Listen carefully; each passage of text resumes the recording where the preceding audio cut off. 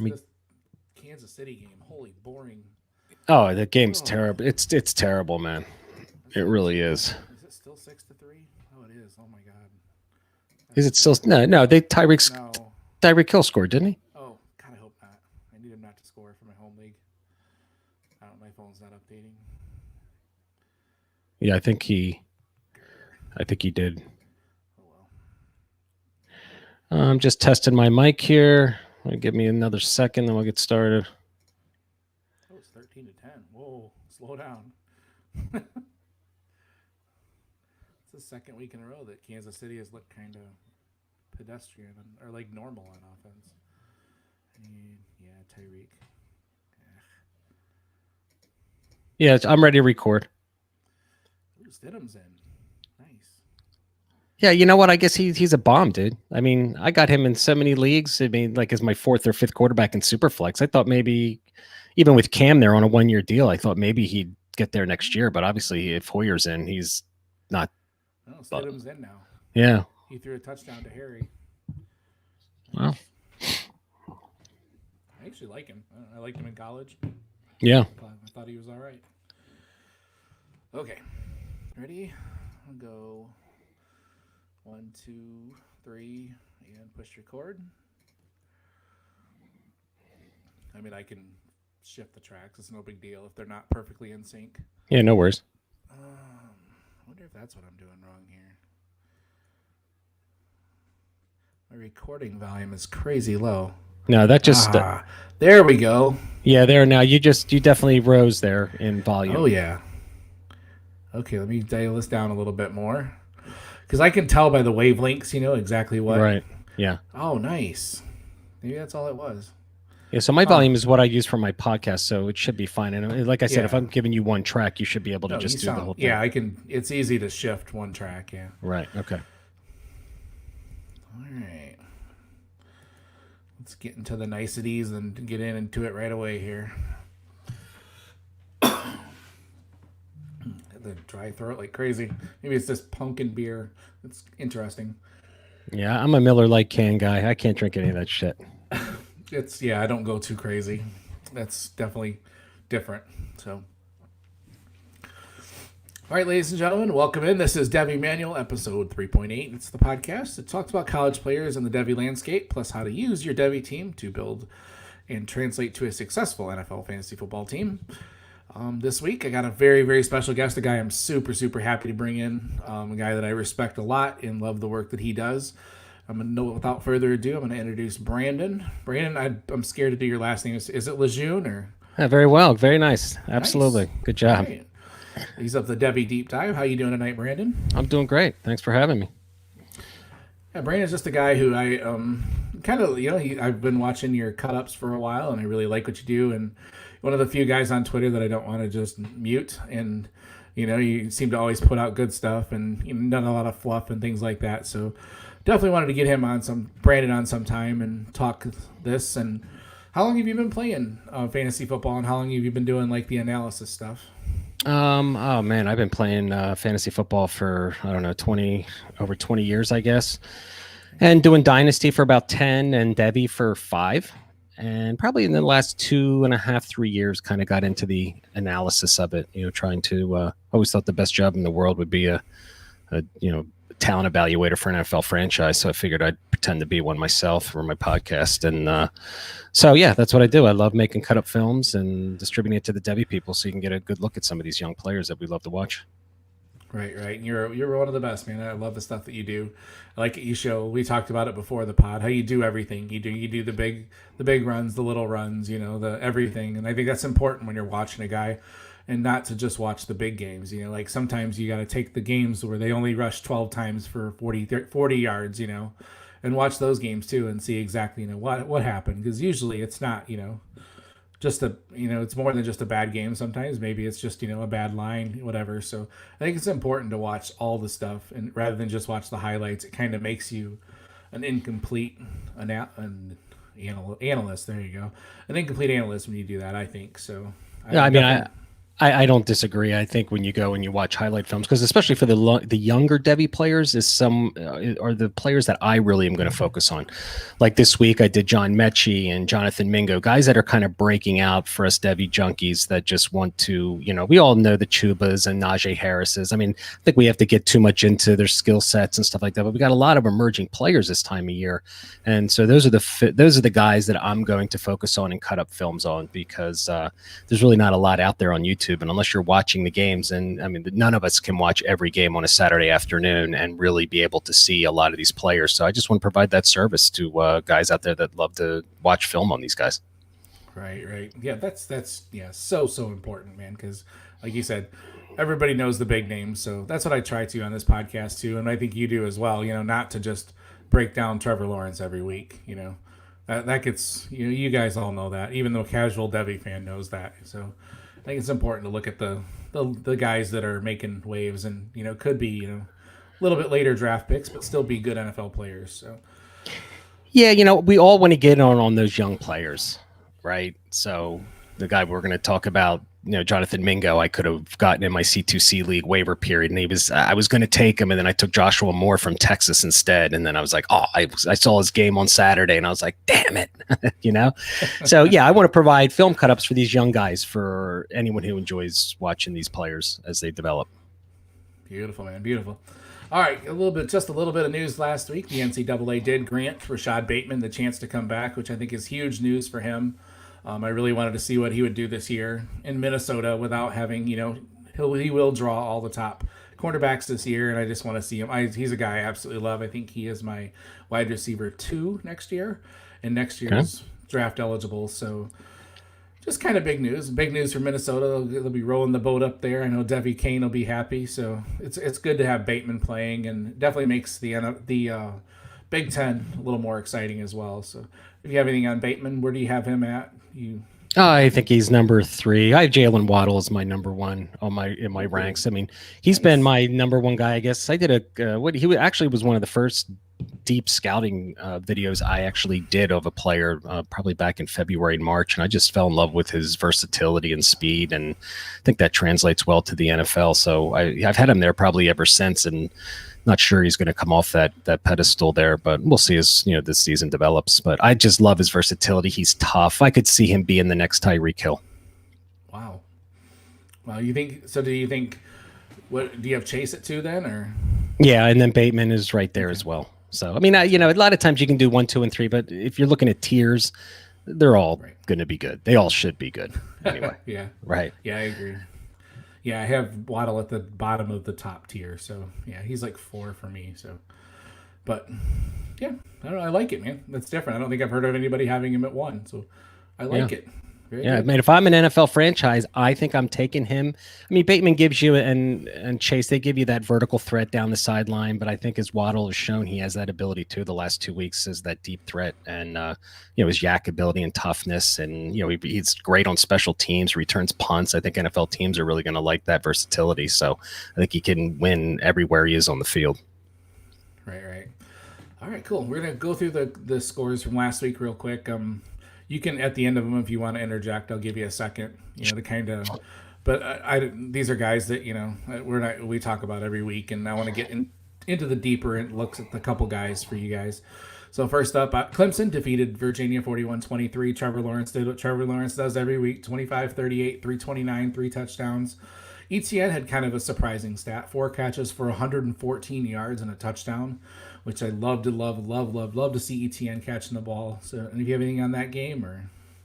Yeah, I think I haven't watched any Clemson games, and until they really play a worthy opponent, I'm not gonna. I mean, there's so many games I want to watch. I'll look at the box score on Clemson, but just kind of prepping for this podcast and looking at the stats. I mean, Joe Nagata, is he hurt or something? Or I mean, I have not read.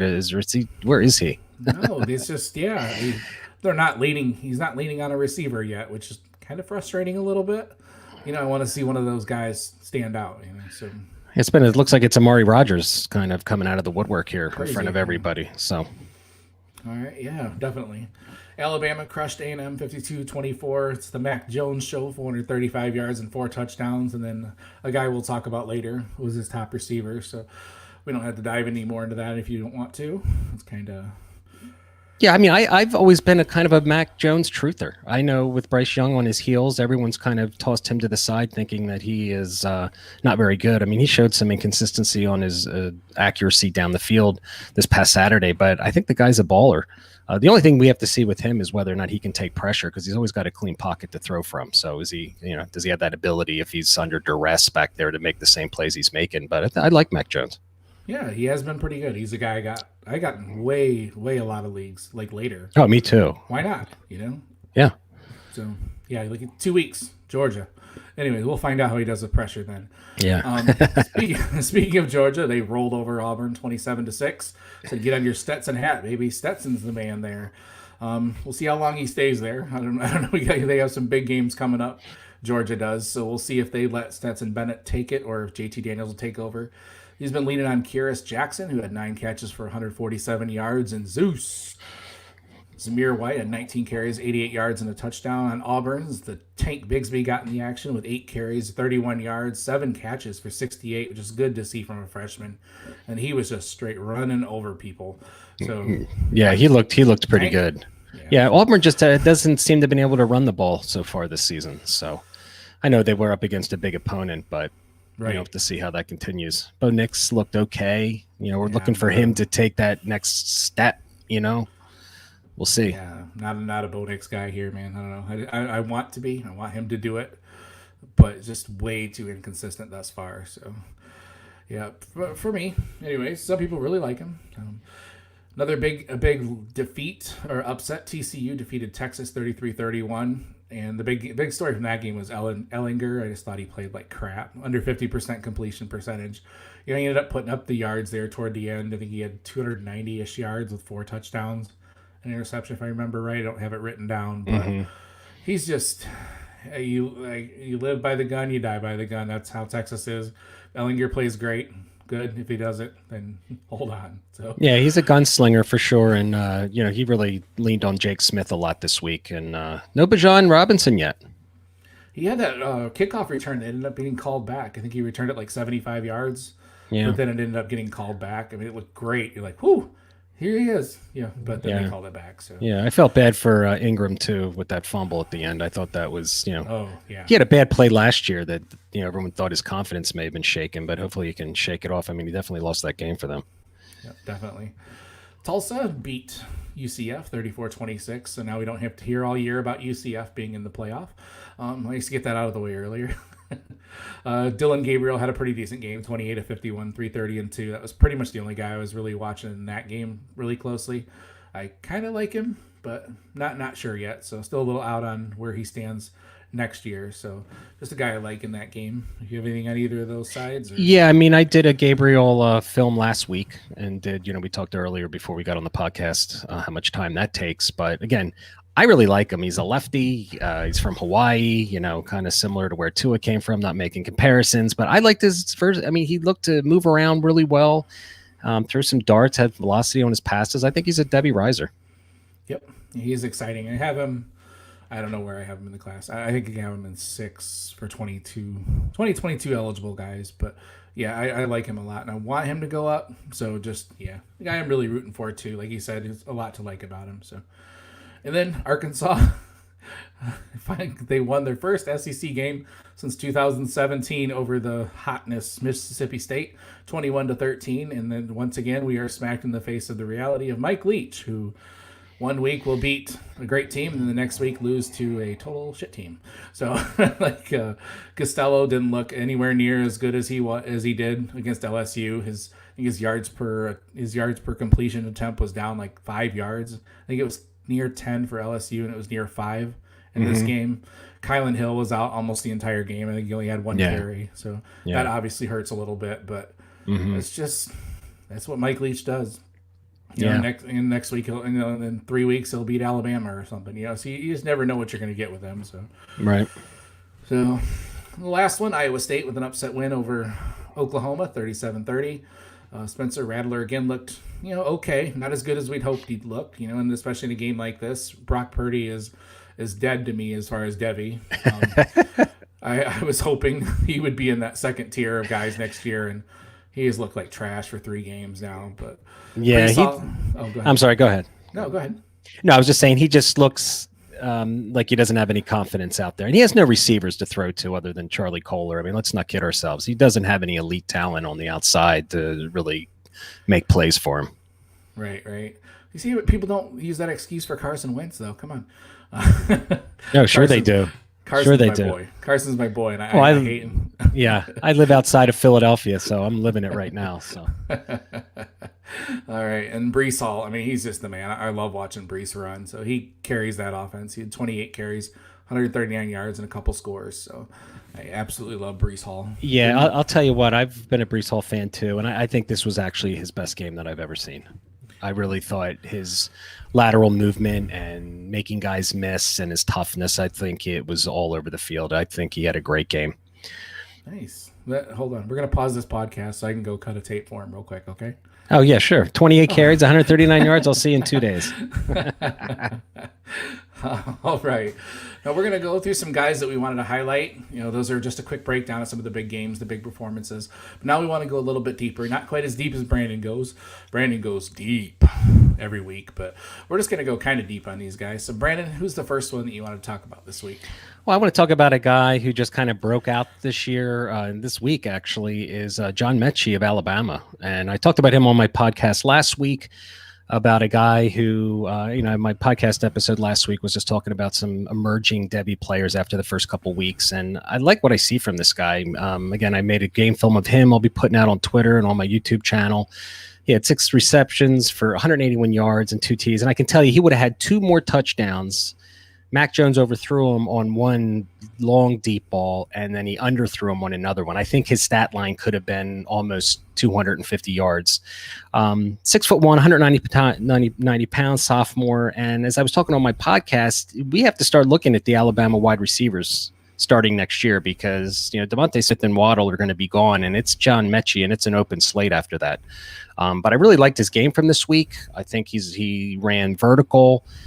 They got him in space, and he had really good body control at the catch point. I really liked his grabs. He had one really nice grab where he had to contort in the air, and I don't know, he could be Alabama's next big receiver. I've got a few shares in my Campus to Canton leagues, not as many as I'd like, but he's got some incoming freshmen going to join him next year. But I think John Mechie could really continue to emerge this year. Right, because they're going to lose almost everybody else above him this year. That's so it's it. going to be, yeah. And I like what caught me off guard with him is he's got sneaky speed. He doesn't have that rug speed, where he just boom off the line and he's gone, but he's definitely got that. It almost doesn't look like he's moving that fast, then he's behind you, So I like it. Yeah. I mean, certainly those long balls, no one caught him after he caught them. So right. He had 5-6 yards of separation, but nobody got near him. So I think he has enough speed and enough long speed to be that vertical deep threat. Right. Absolutely, man. Love it. It seemed like it just came out of nowhere. I was like, whoa.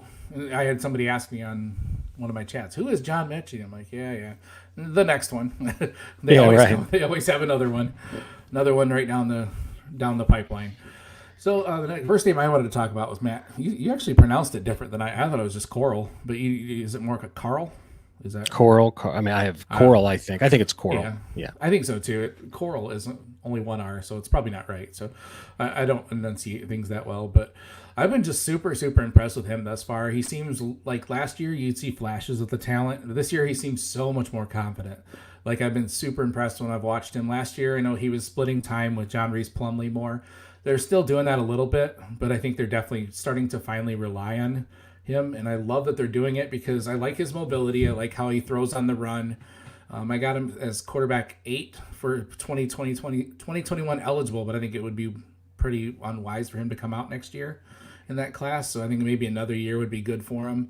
Like I said, I love the movement, how he throws on the run. He's got good feet, good footwork in the pocket. He always keeps his feet or his eyes downfield, and he makes his progressions and things, and I love it. He seems he's got moxie, and he just has just something you like. You like watching him. You like rooting for a guy like that. So, I don't. You probably have a little more technical take. Like I said, sometimes my technical is not the best, but I just like watching him.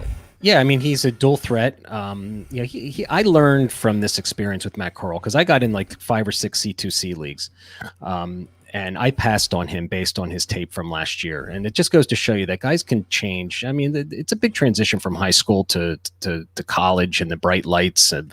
And I you just can't go on 1 year of production. I'm really happy for the guy. I think he's got the skill. And I think everything you said about him is absolutely correct. So I like him. Excellent.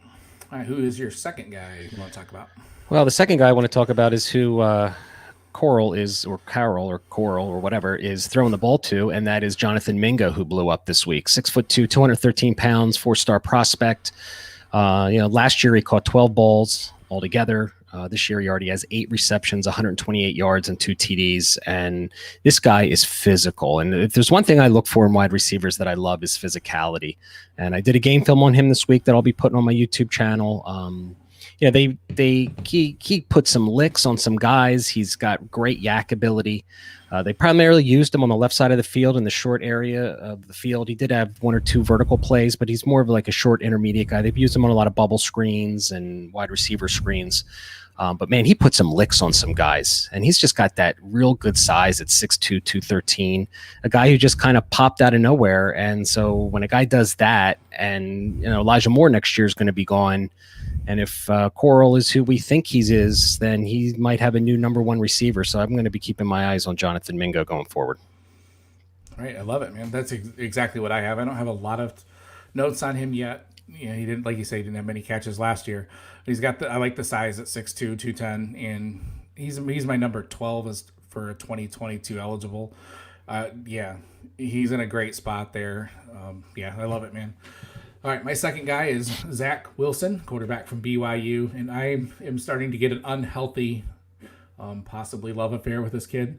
I just love watching him play, man. I know he's playing for BYU and he doesn't play the greatest competition, but even last year he was really had times where he was ugly and inconsistent, and I would but you still saw like this flair in the way he plays, and he's got like a love of the game, and he's got a crazy, crazy strong arm. He flicks it downfield on the run. He doesn't lose any sort of accuracy when he's on the run. He does have good footwork, and he does run, but he's not, like the dangerous Lamar Jackson type of run. But you do have to worry about it. He's a guy that I'm just starting to really fall in love with. I want to see it consistently through this year before I go like crazy gaga over him. But he thinks he's still probably a pretty late round prospect, but it's there on tape, and I love watching him. Have you got a chance to break him down at all? Or no, I was going to, because on Friday night he played, and I was thinking of doing it, and it's got sidetracked, and then decided to do some other players that the next guy that I'm going to talk about. But apparently he went off this off season. He went to see one of these quarterback gurus and spent the entire summer with him on his mechanics and core development and everything. And it's showing, I think, on the field right now. I have not watched that game. I saw the stats. I mean, I saw he ran for 70-some yards and 3 touchdowns or something. So he's that dual threat again. And again, translating to the NFL, I think they're looking for guys that can make plays off script, run around, extend plays. And so I think it's a Devy's stock up arrow. Right, I don't know. I don't have his statistics in front of me, but I think his completion percentage is near 80% this season. Yeah, it's 84% or something through 3 games. He is doing amazing, and that's what I really like seeing that too. So, all right, you got one more guy here, and it's another guy kind of sort of in the vein of Zach Wilson. So yeah, we really it looks like we pulled out some quarterbacks today. Max Duggan. Again, I watched this game against Texas this week, and I just think he is another fierce competitor. Good arm strength. He's got that gunslinger mentality. He's tough as nails. He took he took a beating this past Saturday. Took a lot of big hits. Again, a guy who can extend plays, scrambles for yards, sometimes too early, but I think they were more script. They were running him as a running back, and I don't think he really excelled in that, in those situations. But I really liked, last year he didn't really do well. As we know, Jalen Reagor, that was the big knock. He couldn't get him the ball. He had the heart condition in the offseason here. He got his health back. But again, I think it's another one of these young quarterbacks as Devy players. We all know the top 3 guys of each class. and that'll be a racehorse most likely, and some may fall out. But what I'd love to just talk about are these guys who are first year freshman season. They're showing flashes, but they're not doing a Slovis on us, right? Where they're vaulting themselves to the top. But I think these three guys we talked about have the ability to increase their Devy stock. And freshman, he's got a nice young freshman target in Quentin Johnston. He looks a little freakish out there. He had 3 catches, and he actually had another long game that he tried to corral with one hand. So it looks like he might have a nice, solid receiver. That's what these quarterbacks need too. With Rager gone, he needs another, wide receiver one. And JD Spielman's there too. Never been a really high on that guy. I haven't watched a ton of tape on him, but I mean, if Quentin Johnson can turn into that wide receiver one for Duggan, I think he's a stock arrow up again for another quarterback here we're talking about today. Excellent. I love it, man. Yeah, he's just a hell of fun to watch, man. Like, he just keeps the team in the play. And when I just wanted to see more consistency, especially in the arm. Sometimes he seems like he's got this crazy live arm that can, make any throw. And then there's times where he's just off for like an entire half. So it's definitely something you want to see improve. But yeah, I love watching him play. He's tough as nails, man, like you said. Whew. Sorry. It's okay. I'm getting old, man. I hate being 44. Well, shit, at least you're not 51 like me. You are not 51. Shut your mouth. I am. No way. Yeah. You do not look that old, man. I know. Everyone tells me that, but I'm not shitting you. I'm 51, and I hate it. Yeah, nobody ever says I look 44 either. They're like, you have a grandkid? Like, yes, I have a grandkid. Like, leave me alone. So I do. All right, man. My last guy I wanted to talk about was Reggie Roberson from SMU, and he's kind of a guy that's been lingering there for a while, having some flash games with Shane Buechele as quarterback. But he really broke out or not really broke out, but he 243 yards on 5 catches and a couple scores is like, woo, who's that guy? And I think it's just going to the buzz is going to keep building for him. There's a lot to love about his game. He has good speed. He takes a little bit of time to build up. He's got straight line speed, and he's also very deceptively, next thing you know, boom, he's by you. I like his route running, the way he tracks the ball. He's got great hands. He cuts in and out of breaks real well. Just a lot to like about him as a sound technical guy that has, some speed, but not he doesn't have the rug speed or anything like that. And then sometimes that is what is a downside to him as well, because he has to build up speed a little bit. Sometimes his separation is not as well on the intermediate routes and things like that. But you just like a lot, and he's got obviously a lot of run after catch ability. To watch anybody that can put up 5 catches for 243 yards that just shows what he's capable of. And he's also, he could do that, and he could be a possession guy. So I think he'll be a really, really good wide receiver too in the NFL that a team could probably get. He's probably going to go pretty late. I would think 4th, 5th round at least, unless he continues to build on the great numbers that he's capable of, I think. But SMU tends to spread the ball around a little bit. I don't know if you got a chance to break down any tape on him, or. Yeah, I did a game film on him last week, and I think everything that you said is good. He's got not elite speed, but enough speed, and another just versatile player. He plays out of the slot, doesn't he, primarily?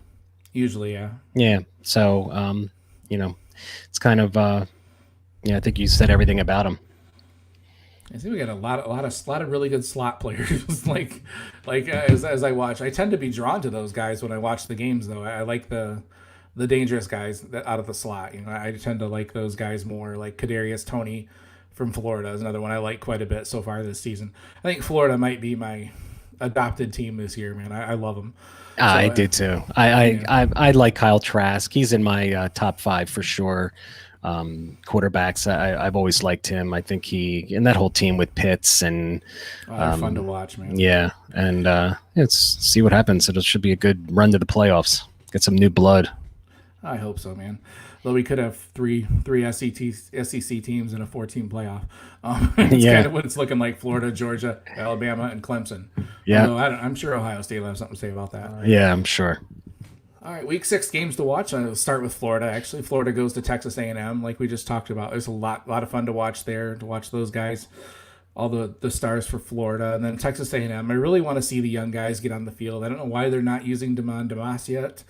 I want to see him feature Isaiah Spiller even more. I absolutely love him. So, I don't know if you got anything on that game, the players you want to watch, or. I mean, I'm not a defensive guy, but Texas A&M just has to start playing some defense to make that game competitive, or they're going to abandon the run, and Spiller's not going to get his carries. Yeah, and I don't know why DeMoss isn't playing either. A lot of people are wondering why. You wonder if he's not picking up the playbook or whatever. But as such a highly ranked player, it's kind of a head scratcher why they wouldn't want to have him in there to at least start developing him. Right, at least even a decoy or something, like Yeah. something. He's got a ton of talent. Stoops has been screaming about it on Twitter like crazy. Why, I think every Saturday it's kind of a ritual of his during the A&M game to scream about DeMoss. So, He's an A&M fan, is he? oh yes, he is. Yeah. Oh yeah. Yeah, I can see. I'd be pissed too. So, all right, Tennessee goes to Georgia. The big game for Tennessee. And who do you want to watch in that game? Anybody you? Well, I mean, Eric Gray looked great this week. Would he play Kentucky? I think. So let's see what he can do against Georgia. Oh yeah, definitely. That's what I'll be watching. I mean, I can only imagine he's going to be the takeaway focal point of the game. And Georgia, just want to see George Pickens. He's like my favorite receiver in all of Devy. Want to see him continue to rise. And that other kid who just came out of nowhere, you mentioned him earlier. What was his name? The guy. Oh yeah, you're gonna make me scroll. No, that's okay. I'll scroll up. It's no, it's a Kyrus Jackson. Yeah. So I didn't never really know. have much on. Yeah. Yeah, and I can guarantee you, no Debbie guy ever knew who he was. And if they said, "Oh, he was expecting a breakout," they're a liar. So I've never heard of the guy either. so we'll see let's see if he's the real deal or a 1 week flash, right? Oh yeah, I love Pickens too, man. He's a bad man. Yeah, he is. He's just got to keep his head on straight. That's all before he, Ugh, yeah. Tennessee's got a very, very tall task here because I'm sorry, but Jarrett Guantanamo Bay or whatever his name is, Guantanamo or whatever, is not a good quarterback, and I don't know why they're not throwing Harrison Bailey in there to see what they got, but they're gonna have to do something and to keep the game close for a little bit, or else it's gonna get out of hand pretty quick. But yeah, I don't think this is the game I put Harrison Bailey in. I think I'd let. Oh yeah, probably not. No, I'd let him just take a beating back there. It should have been 2 games ago. Yeah, probably get him ready for this game. Exactly. All right, then this is it's kind of lost its luster this year, but it'll be a fun game, I'm sure. Texas and Oklahoma, the Red River shootout. So, I mean, both teams are kind of stumbling into the game. Texas at 2-1, I think, and Oklahoma's 1-2, I believe. Mm-hmm. So they're both not ranked in the top 10, which is pretty unusual for them to meet and not be ranked in the top 10 or 15. So yeah, but. Yeah, I want to see, Rattler threw 2 interceptions at the end of the first 2 games. So this is, I think, a big mental test for him to see if he can't come back and really will this team to a win over Texas. So, because, Texas is going to put up points. So it's, and Oklahoma's defense is it doesn't look like they're showing up to play. So it's going to be up to Rattler and McGowan, the new running back. And I'd like to see Theo Weiss. I don't know what's happening to him. These highly touted guys that are just getting leapfrogged by this other talent. But hey, the cream always rises to the top. So I'm interested to see if Theo Weiss has one of these games. And I'm a big Austin Stogner fan too, and he's been kind of doing well. So I want to see Rattler will this team to beat Texas. Yeah, they're going to have to because Texas has got that. They have the experience, and they have but both teams really, really need this game. And it's funny you mentioned the defense, and I thought in Big 12 they should put those like cardboard cutouts and instead of take them out of the stands and put them on the field for defense, and it'd probably be about the same result. So anyways, not known for their defense, obviously. But yeah, it should be a fun game. I think Rattler's the key to that game, though. If he plays well, I think Oklahoma wins. But if not, it's probably going to be Texas, in my opinion. But yeah, and this one is, I am so stupid excited for this game. Unfortunately, my wife and I are going away on a romantic weekend next weekend. So I don't know how I can squeeze out watching number 7 at number 1 Clemson. But good Lord, do I want to see this game. Like, I just want to see. Miami's looked really good this year. They look potent on offense. Clemson has struggled at times with quarterbacks that run. So De'Aaron King, let's see what he can do. And, the swagger of Miami seems to be back. And Clemson, this is a big test for them. I think it could be a very, very fun game. Yeah, I agree. And this will probably be the first Clemson game I watch this season. And I agree that this is their first real test. It'd be awesome if Miami upset Clemson. I always root for the underdogs for these teams. You know, these guys that are ranked 1 and 2 year after year after year. Always root for the underdogs. Just love to see the upset. Yeah, let's throw a huge wrench in that. So that'd be a lot of fun, man. Mm-hmm. It would be fun to watch. I think being at Clemson is probably a big advantage. Yeah. But if Clemson starts turning the ball over, it's gonna get. I think Miami's got a good shot, but I think if Clemson takes care of the ball, I think they should beat them. Yeah. But we'll see, man. All right, we're gonna quickly go through. I like to go through the rookies in week 4 too, just to make sure. I mean, we're kind of incomplete. We don't have a. We can't. We're recording in the Kansas City game still being played, but Clyde Edwards looks like he's having an okay game. But we'll talk real quick. What do you think about? Do you like? I mean, obviously Joe Burrow's got a rough road ahead of him with that terrible offensive line. Still keeps putting up numbers. Is probably going to set a record for attempts for a rookie. I mean, I think he probably will set it by week 7 at the rate he's going. So Burrow had another pretty solid game. They won 25 of 36, 300 yards, a touchdown, and a pick. But Justin Herbert's also like, hey, don't forget about me here, guys. Mm-hmm. Had a pretty solid game. 20 of 25, 290, 3 touchdowns, 1 interception. Both of those guys look pretty damn good. I have to agree. And Herbert, man, he threw some darts down the field. I mean, we always had that big arm. It was, the consistency that killed him in college.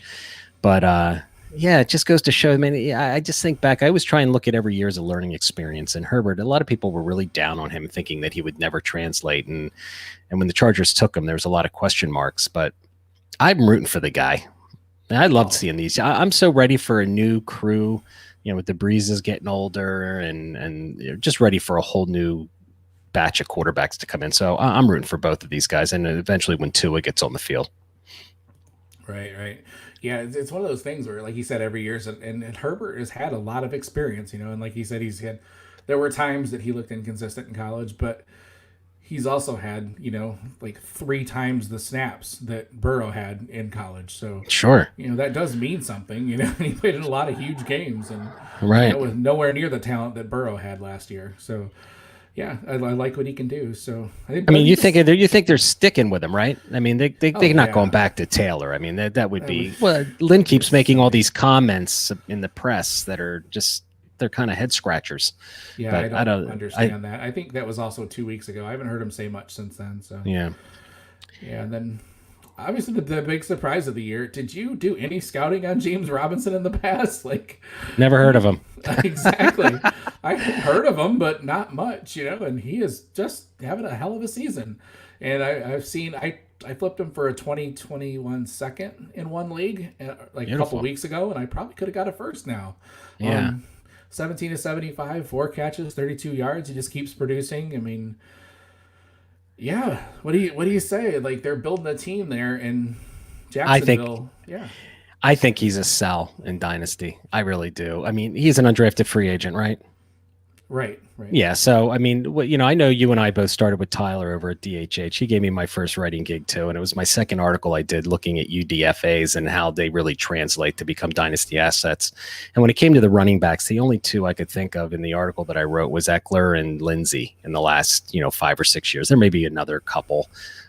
Carson was a late round pick that seems to stick, but these guys just never seem to stick long term.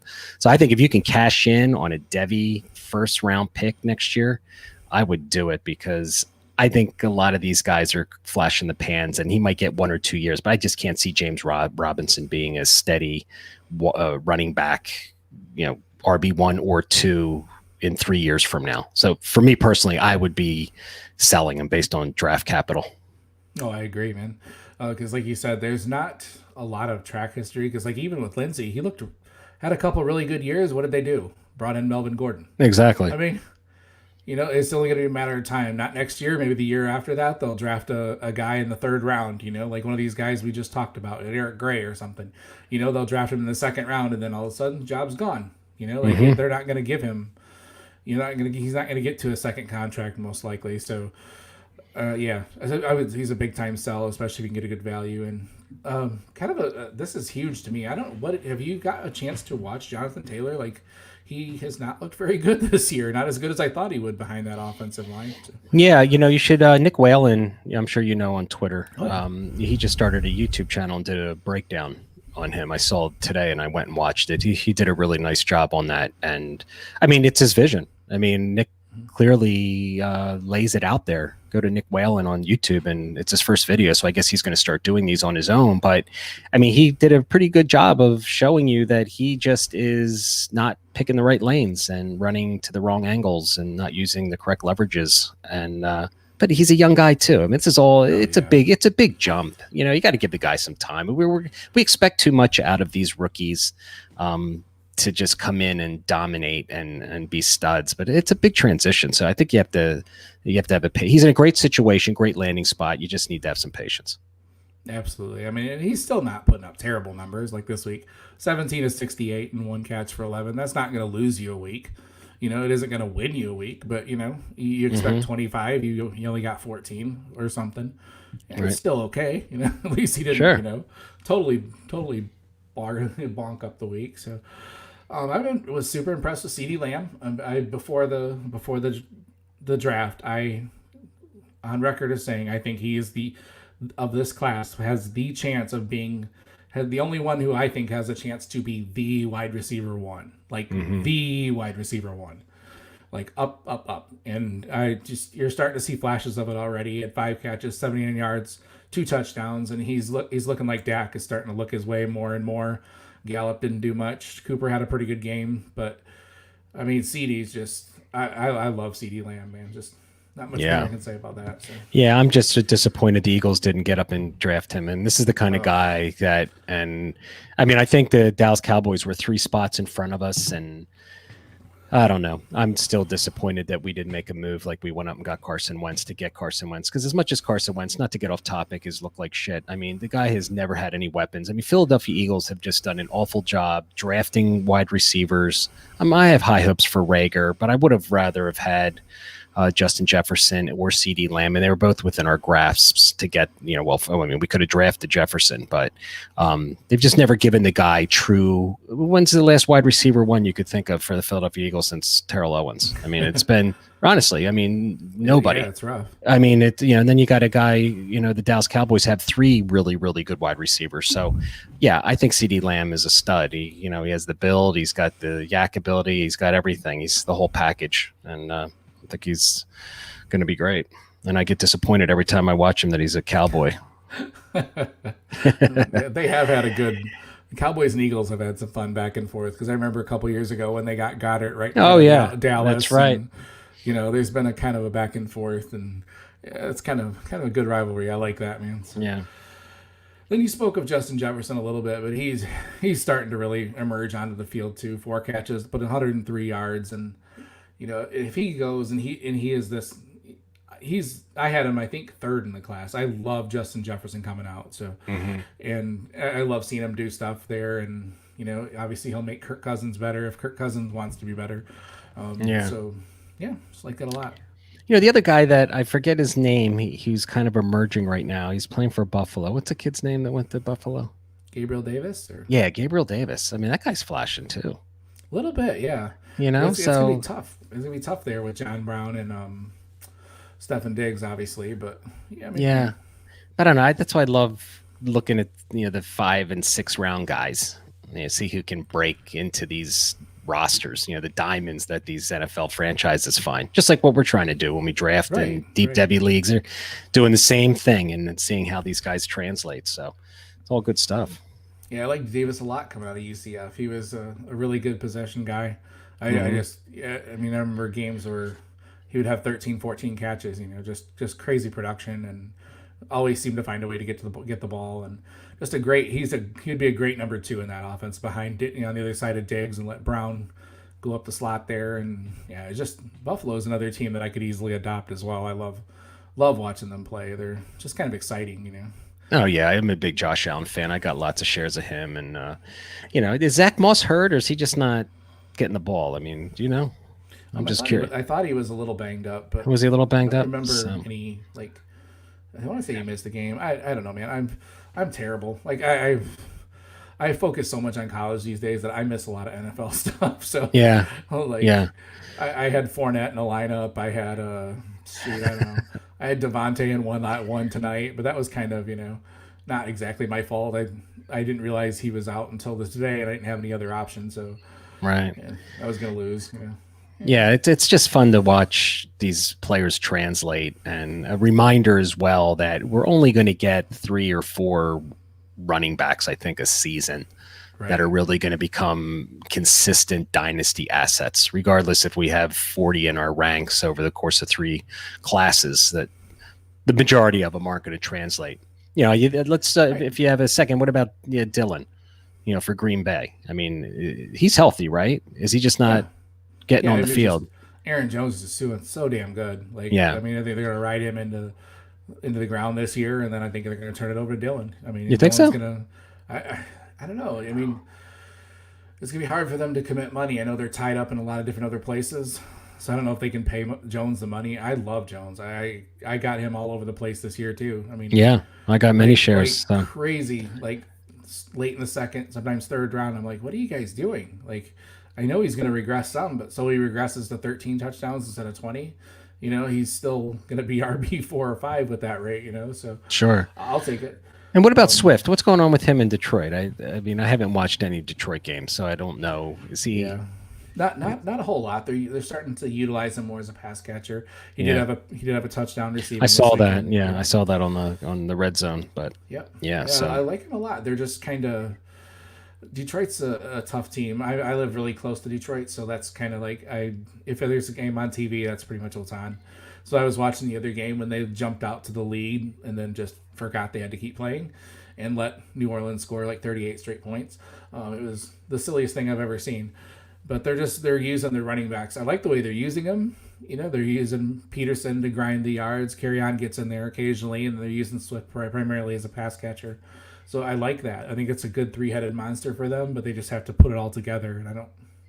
It's one of those I, things I don't understand. I'll be honest with you. The fact that they're playing Peterson, I mean, I'd be if I owned the Detroit Lions, I'd be just furious. I'd be like, look, can we draft this kid? I want to see what he's got. Throw his ass in there and give him 25 balls, give him 20 balls, see if he can get into a rhythm. Just like the Eagles with wide receivers, Detroit and running backs, they're just never seem to right. do anything much. I loved Carry a lot too, and I was excited that they got him, but he just can't stay healthy. Yeah. So it's just one of those things. It's kind of frustrating. But I think the bottom line is we should just be thankful football is still going on. That's what I tell myself, because I'll tell you, up until the beginning of August, I never thought it was going to happen, given everything going on. So this is a treat I'm going to cherish every week, because before you know it, it's going to all be over. And then Old Man Winter's going to be here, and we're going to have nothing to watch on the weekends. So just enjoy it. Oh, yeah. Enjoy the chaos. Like, it's going to...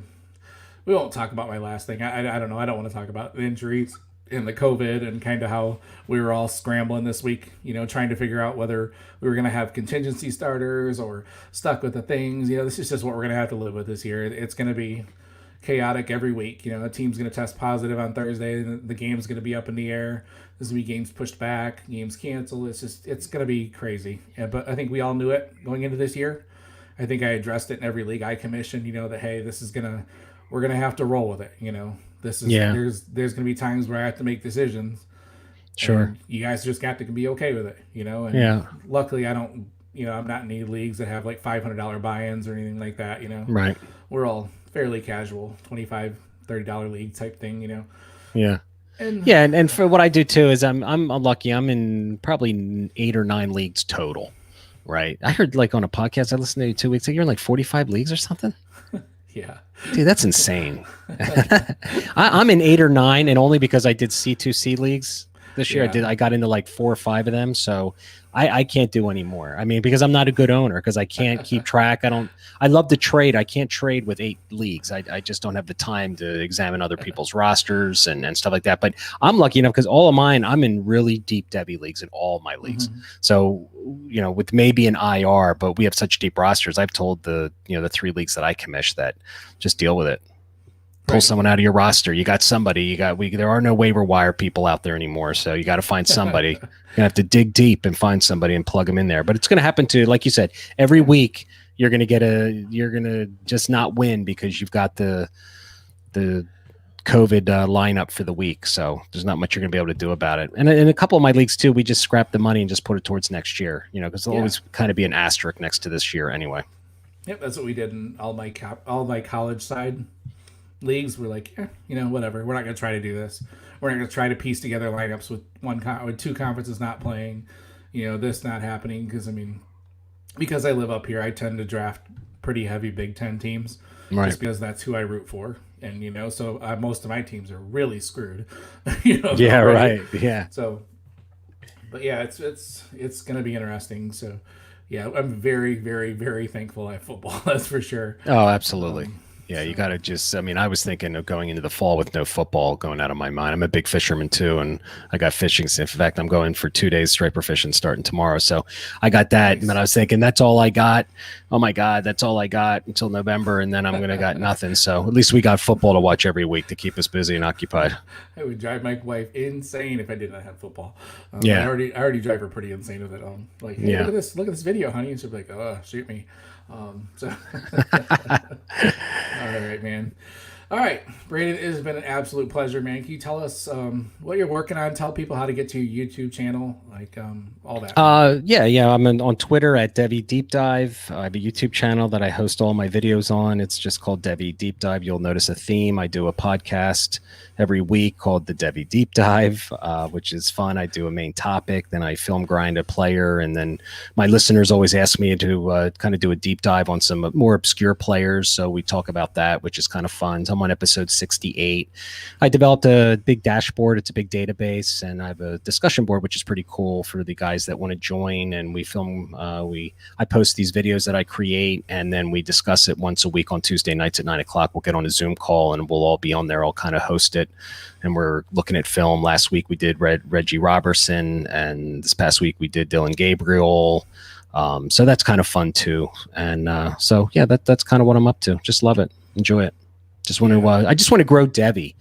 I think I feel like we're in the infancy stages of Devy compared to, first it was redraft, then it was dynasty keeper leagues, then dynasty. I feel Devy because a lot of guys reach out asking me how to get into it. I think there's a lot of people that are nervous. They feel like it takes a lot of time, but that's why you have people kind of like me and you and everyone in the industry to kind of help, guide you through it. But it's a blast, man. It's just great. So I encourage you, if you're not in Devy leagues, to, certainly join one or reach out to either one of us to help you get started. Yeah. It is definitely a little bit of work at first, but after a couple years, you realize that it prepares you so much more for the NFL side, and it just kind of all starts to flow together. Sure. I love that you do that stuff that allows people to watch what you do and how you go through your process. That's huge, man. So I really love what you're doing, man. So yeah, I appreciate it. I can't say it enough. All right, you can find me on Twitter at FFPeoplesChamp. Find this podcast at Devy Manual. I do my Devy Roundup every week at DLF. That's kind of pretty much my only thing I'm working on right now, other than trying to do some cut-ups. I'm not as quick with them as Brandon, and trying to get 2 or 3 a week at least, and try to get some guys that not everybody's doing, if possible. But sometimes I really just like watching that. It's my way to watch film closer and stuff like that. So that is at Devy Manual on YouTube as well. So.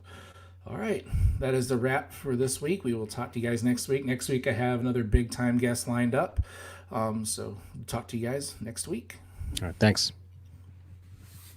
I never know how to wrap it up. I swear I need a tag, like a catchphrase or something. I found some guy. I was really sick like a year and a half ago, and I was really sick, and that's when I started wanting to do my podcast. And I was down in my basement with my laptop, and I just ended up going to this voices.com and typed in something and sent it in. And it cost me, I don't know, $55 or something. And I got like 30 intros and outros, like examples, where people did it. And then I listened to them.